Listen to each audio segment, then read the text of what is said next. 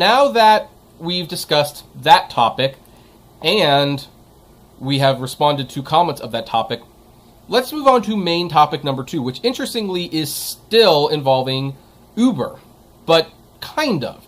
Because here's the thing. We have known for a while, and I don't know if you may have forgotten this, but I certainly forgot about this, but Tesla wants to get into the ride-sharing game. They want to make a ride-sharing app. Now, they have not created that app because they want to wait till their robocars are available, and a robocar is basically a self-driving car. Personally, that's not going to happen for a very, very long time, so if Tesla really wants to get into the rideshare game bad enough, they will probably start sooner than that, and maybe you have to have a Tesla, I don't know. But here's the thing, an analyst has looked over the Tesla network ride-hailing app and has determined that it would quickly undercut Uber and Lyft. Basically, Tesla could beat Uber and Lyft at their own game. So why does he or she feel that way? Well, let's look at this article.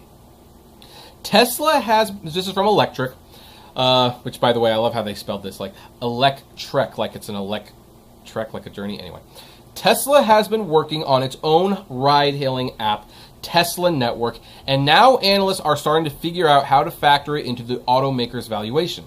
ARC Research has been by far the most bullish firm on Tesla. Its investment arm is a Tesla shareholder, and its research has an insanely ambitious $15,000 price target on Tesla's stock, which means, well, if that is true, you might want to get some Tesla stock. Now then, in a new note, analyst Tasha Keeney is now looking at the impact of Tesla launching its own ride-hailing service.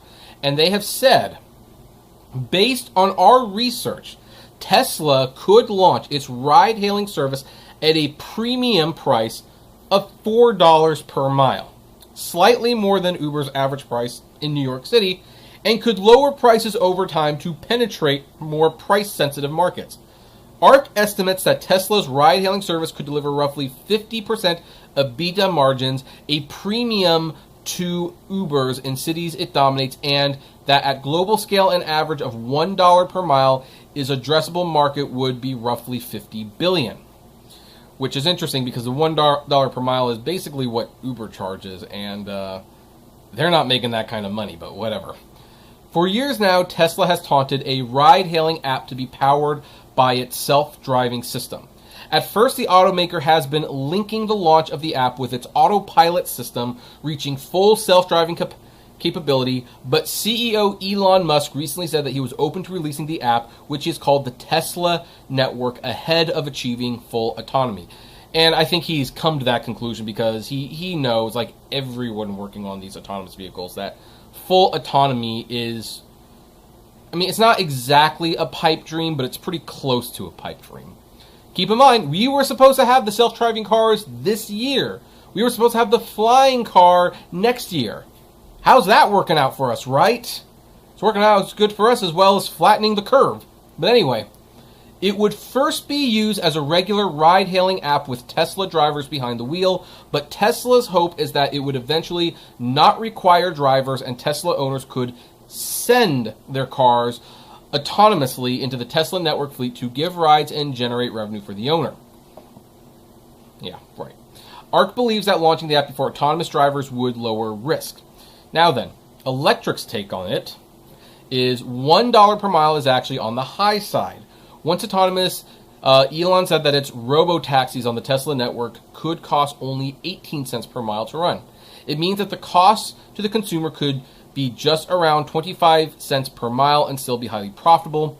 But Tesla could increase the price significantly to increase profit margins. This is basically the same argument that Uber's been making for years. Like, hey, once you get rid of those pesky drivers, we can make this much money and it only costs this much to, run the car. And in Tesla's defense, Tesla makes their own vehicles. Like, this is not an argument that Uber and Lyft can use, because Uber and Lyft don't make their own vehicles. Tesla does. So if Tesla makes their own vehicles and they're responsible for the maintenance and everything, their cost of maintenance for vehicles in an autonomous future would be severely lowered when it comes to rideshare. Uber and Lyft could never actually do this. So that does give Tesla an advantage. But as with Uber and Lyft, they're not looking at many of the other things that drivers pay for. When a passenger pukes in the car, like, that's an expense that needs to be, considered. Not only that, it needs to be taken into account that if someone does something like that, the car has to not pick up another passenger, otherwise you've got a reputation problem. And another thing is what happens if this car gets into an accident. Autonomous vehicles do get into accidents. What if a driver is driving the other vehicle and the Tesla crashes into it?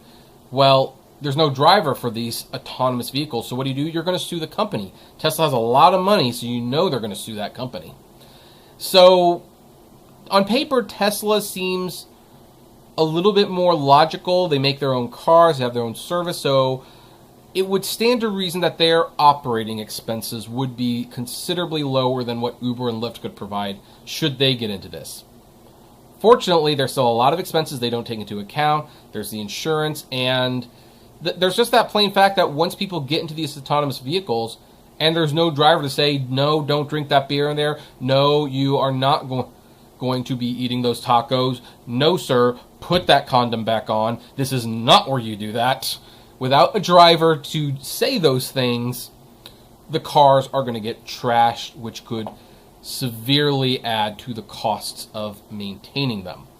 Either way, a lot of analysts seem to think that when it comes to rideshare, Tesla is the future, not Uber and Lyft. I would like to know, though, what do you think? Do you think Tesla could be Uber and Lyft at this? And do you think the Tesla network would launch before they had their robo-taxis on the road? I would love to know your thoughts. Comment below, like, favorite, share, subscribe, and as always, flame responsibly.